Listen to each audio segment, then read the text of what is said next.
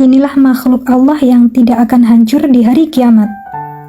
Al-Imam Al-Barbahari dalam kitabnya Syarhus Sunnah dan juga Imam As-Suyuti dan ulama-ulama akidah lainnya menyebutkan bahwa di antara makhluk Allah yang tidak dihancurkan itu jumlahnya ada 8. Yang pertama adalah surga.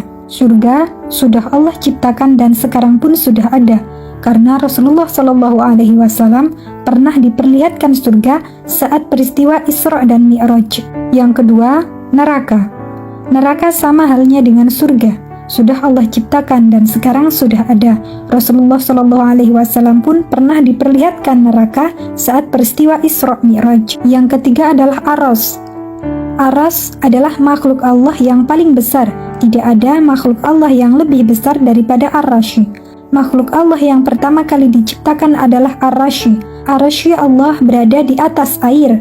Artinya, di atas langit ada lautan, dan singgasana itu berada di atas langit. Yang keempat adalah kursi. Kursi tidak akan Allah hancurkan pada hari kiamat.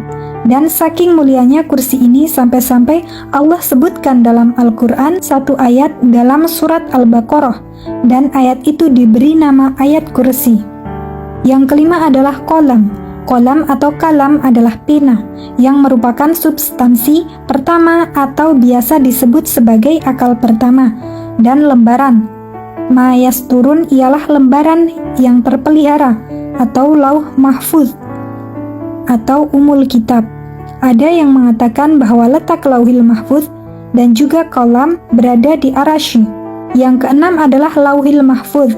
Lauhil mahfuz disebutkan dalam surat Al-Buruj, fi lauhil mahfuz. Lau itu semacam papan. Disebutkan para ulama yang dimaksud lau ini adalah makhluk Allah. Satu makhluk Allah yang dikumpulkan padanya seluruh takdir-takdir makhluk diletakkan di situ. Sejak mulai pena menulis sampai kiamat dibangkitkan tercatat di situ.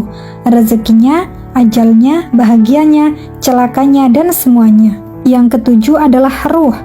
Ketika kiamat terjadi, kata para ulama, ruhnya orang-orang beriman diletakkan di tempat paling tinggi, sementara ruhnya orang kafir dan munafik diletakkan di tempat yang paling dasar di perut bumi. Sampai pada waktunya tiupan sangkakala yang kedua, barulah ruh dikembalikan lagi ke jasad-jasadnya.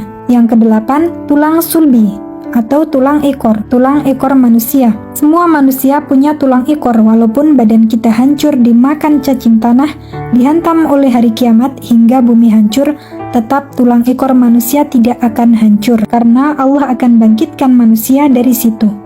Jelas sudah bahwa kedelapan makhluk tersebut tidak dihancurkan oleh Allah Subhanahu wa Ta'ala di hari kiamat kelak. Wallahu a'lam bishawab.